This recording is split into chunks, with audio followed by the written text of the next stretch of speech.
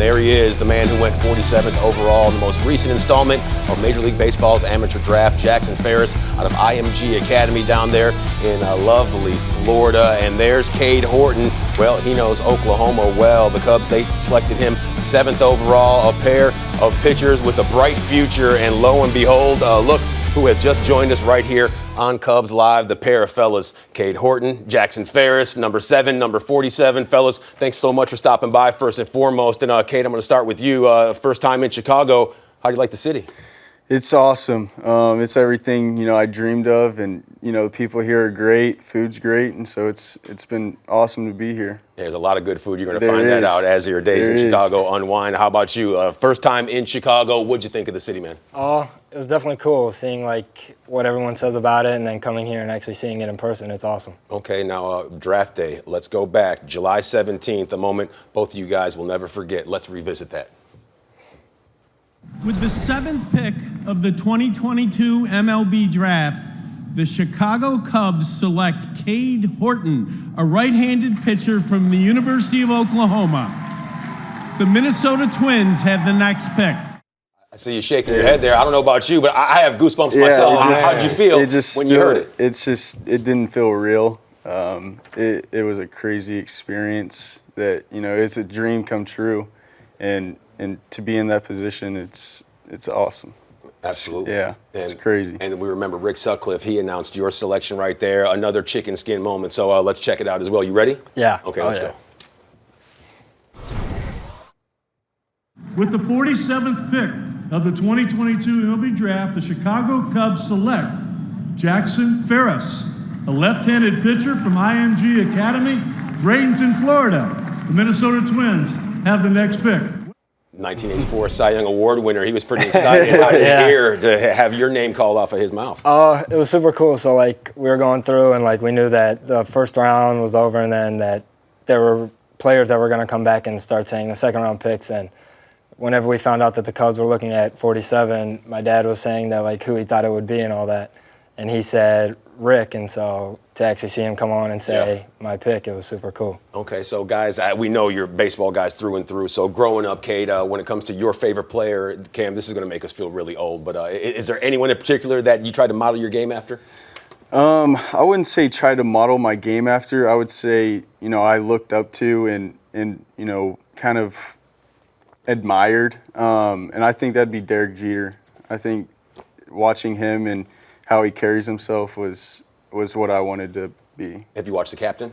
Oh, yeah. Okay. Yeah. All right, okay, something that intrigues me, and I hear you talk about Derek Jeter, and I wanted to ask you this. One thing that I really believe that the Cubs might have got 2 of the best pitchers in this year's draft. That's what I believe after watching you guys, after watching tape on you guys. And one thing I love about you, Cade, is the athlete that you were, a 3-sport athlete.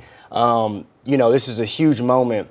Going back to the draft, was there a moment at the draft where you were surprised that you went 7th, or for you also, was there a moment where you were wondering, is this real? When is my name going to get called? Because I remember when I was going through my draft day, they said I was going to get drafted here. It didn't happen. So then I started to panic and all of these emotions come over you. What were those emotions like, and how do you feel as far as, you're thinking about picking a stick back up again and maybe swinging the bat a little bit as well? Yeah, for me, going through the 2020 draft, I expected my name to be called and it didn't happen. And so I think this draft, I kind of blocked out all the noise and just, focused on, myself. And whatever happens. I wasn't expecting my name to get called as early as it did. So that came as a surprise. I was expecting, later, anywhere from the teens to the 20s. And so for it to come at 7, I think, it blew me away. Well, I think personally the Cubs got that pick right. I think that's where you should have went with the stuff that I've seen, the athlete that you are. I think they got that pick right. Oh, I appreciate that. And Jackson, for you, I want to know, how do you feel like IMG helped you mature and develop? I know one thing that intrigued me about you is listening to you talk about not lifting as much, but being more in tune with your body, more long toss. How do you think that transition to IMG really helped, bolster your, where you are in the draft and where you went? It was definitely good because with the coaches at IMG, I really feel like that, for me to get introduced to lifting and all, like the big pitching stuff that they have, all the electronics that they have and everything. Like, I feel like I needed to go to a big place like IMG to get introduced to all that instead of being in my hometown to get introduced to lifting, because at IMG you get introduced to baseball lifts or pitching lifts, whereas back home it would just be like everyone's doing the same lift, whether you're a football player, whether you're an offensive lineman, or if you're a pitcher, everyone's doing the same thing. So it's really good to get the coaching at IMG, so that really Baseball specific, I like that. Yeah, I like that. Yes, sir. Yeah, fine-tuning all those little muscles, that is foremost when it comes to importance. Now, you guys, you certainly have some shoe game going on here. And those shoes, well, they hit the grass over at Wrigley Field for the very first time. And I asked you guys as you sat down, have you been to Wrigley before? Both of you guys hit me with the no answer. So when you first walked into the Federal Landmark, Cade, what was your first feeling? Just feeling the history, the ivy, it's an incredible feeling. The surface is awesome, and just taking it in, I think that was the biggest thing for me, is just, I'm in awe, and it's been awesome. Yeah, what was it like for you, Jackson, when you finally walked into Wrigley Field? It was super cool with my grandpa growing up in Chicago and him being a Cubs fan. It was super cool. You always heard about two parks, Fenway and Wrigley, just with the history that they have, and now I've been to both, and Wrigley, it's just like, it's always been a dream for me to come here and then see the field, so it's super cool. Absolutely. And this is for both of you guys, and, just got drafted, you're taking it all in. For me, I had a timetable for myself. I know you had some college experience, being a high school guy, big arm. For both of you, is there a timetable that you guys are looking at? We write down goals as athletes. Are you guys saying, a year from now I want to be in a show? I know for me at a high school, I said I'm going to give myself 3 seasons as if these were my college years to improve, to develop. And after those 3 years, I want to be in the big leagues. Do you guys have, goals or timetables where you say, I want to be in Chicago helping this team win games and hopefully get to a World Series? Yeah, I would say for me, I personally like having smaller goals. I think that carries you a lot longer than having, a big goal. I think, you like Rome wasn't built in a day, and so, you got to start with the small pieces to get to the big picture. And so that's what I try to focus on, is just how can I get better each and every day.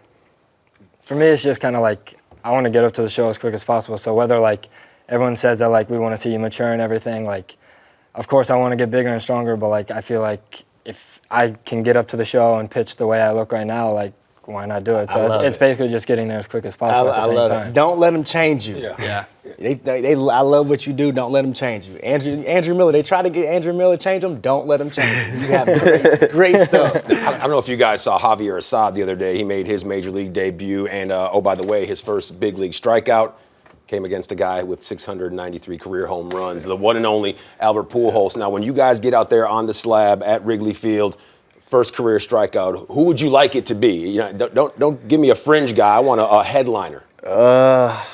Who do you want to face? That's the question. Who do you want that's to when face? those competitive Who juices really get flowing, watching the show that you want to face? There. Absolutely. Gosh, that's tough.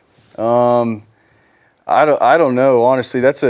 I haven't even thought about that. That's a good question. Because with that arm, you're going to be in some high-leverage situation. I know. Right? Let me think about that. Do you have an answer on what Cade thinks? I would say there's not really a specific person. It's just the first person that comes up. Yeah, The first person that that's comes a good up. answer. That's a good answer. Bring on the first. Yeah. Bring on the first batter. Whoever's the leadoff Get it hitter, over that's with. what it's gonna be. I like it. I like it. Yes. I like that. All right, I got one more for Jackson. Okay, talking about guys you want to face. I heard you were a huge Big Papi fan. Yeah. Are you going to be trying to get that 34 when it's time? When it's time to show up.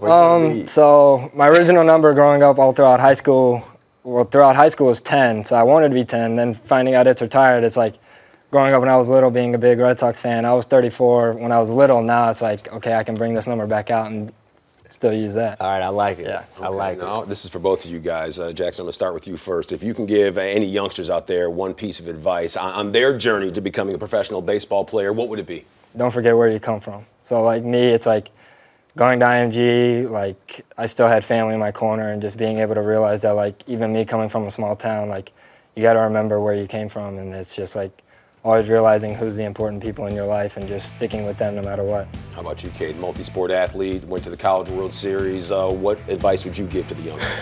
I agree with Jackson on that, but my advice would be, don't worry about what other people say. Stay in your lane and focus on control what you can control, and let the outside noise, just let it be, and hone in on your work and your craft. All right, last question for you guys. First round pick, second round pick. Have you guys looked for an apartment fair in Arizona? Are we going to be roommates or what? I know I was, roommates with Andrew Miller. You guys talking about, rooming up, and that way you can feed off each other. We haven't talked about that yet, but I'm throwing it out there for you. But yeah, I mean, I'm happy to do that. I think that'd be awesome. Yeah, when you're in Arizona, you always want the time to yourself, but then again, you always go back to the room and you're like, I want somebody to talk to every once in a while. So it'd be good to have a roommate. Just first year through, it's good. It's nice to have somebody to bounce, ideas and thoughts off of. Just throwing that out there. Okay, well, when we do head down to Arizona, gentlemen, we'll meet up. Dinner, it's going to be on me. Cade, Horton, Jackson, Ferris, gentlemen, a pleasure to have you guys stop by, and can't wait to see you pitch right across the street.